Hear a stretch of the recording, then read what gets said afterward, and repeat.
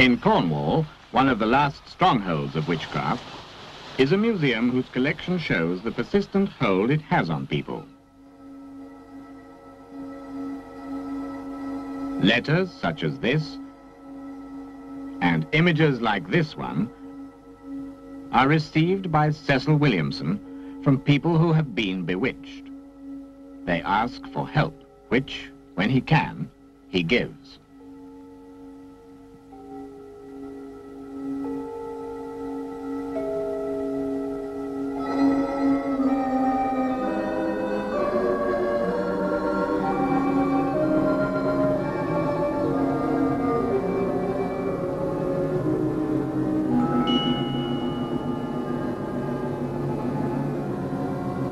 He started his collection with these remains of a famous witch in the Isle of Man. They had been burnt with her and buried with her for 300 years. Her cauldron,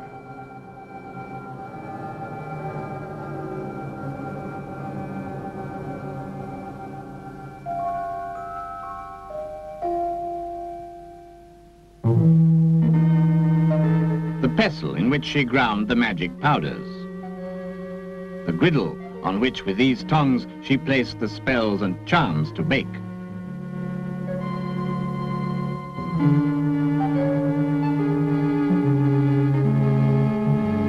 boiling water from this kettle scalded the potions she made for her many clients. These are the remains of the last witch to be executed in England. The large nails used to keep her down in the grave lie beside her.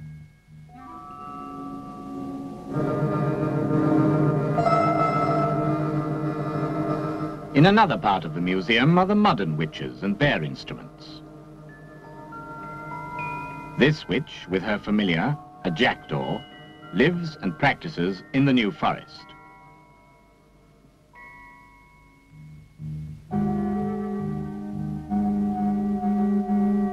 Many of the objects used for altars, casting spells and working magic, come from all over the world, India being a favorite source. Ram's horns are always a recurrent theme, here converted into miniature altars.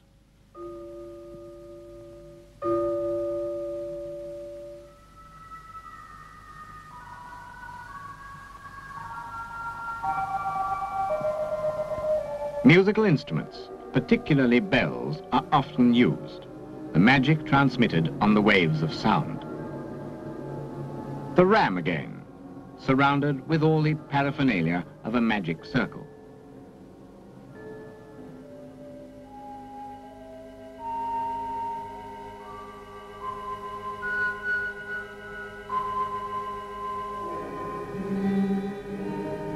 The witch's cradle. On this, intoxicating fumes billowing up from the burner underneath, a witch is laid naked, alone. She waits for Lucifer, an offering to him from her coven.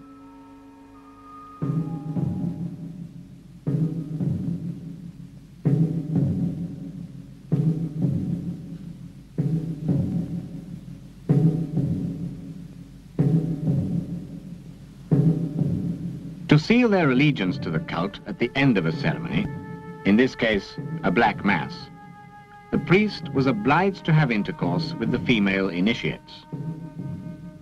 Unable to cope with the numbers, in the dim lighting, an artificial phallus was used. Many witches at their trials confessed that the devil was cold and painful.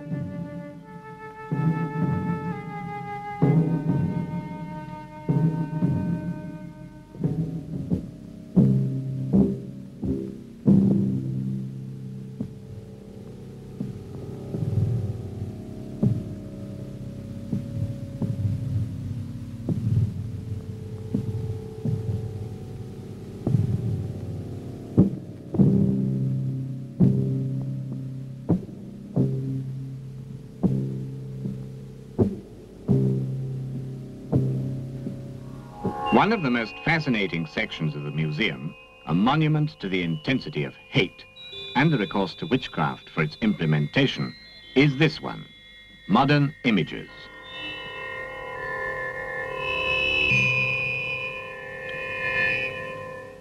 Images of the hated victim.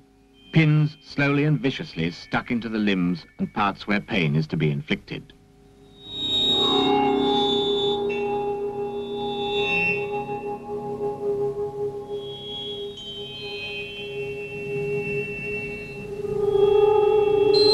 Baptism from the bottles of holy water on either side creates greater bondage to the victim.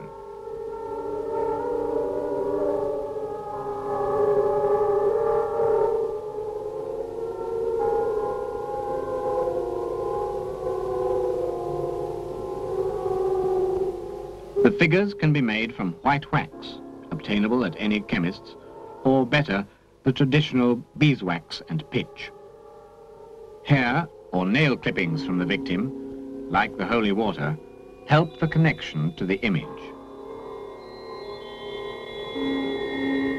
Sometimes, organs from animals are made to substitute for the victim. These are pierced and mutilated. The corresponding organs of the victim suffer.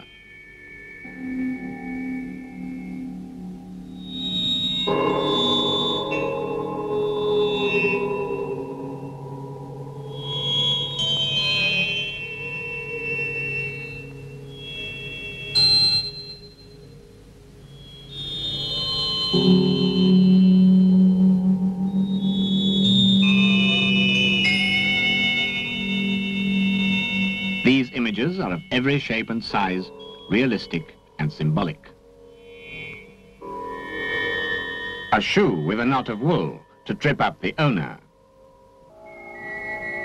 A victim's glove, stuffed and pinned. The bird sacrifice in this shoe is intended to bring death.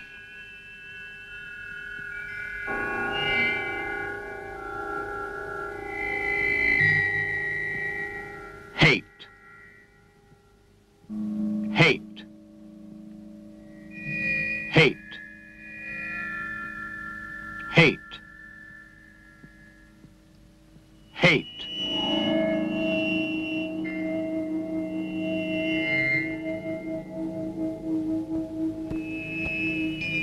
This doll was knitted, and with every stitch, the victim's name was called aloud, her photograph stuck on and pierced.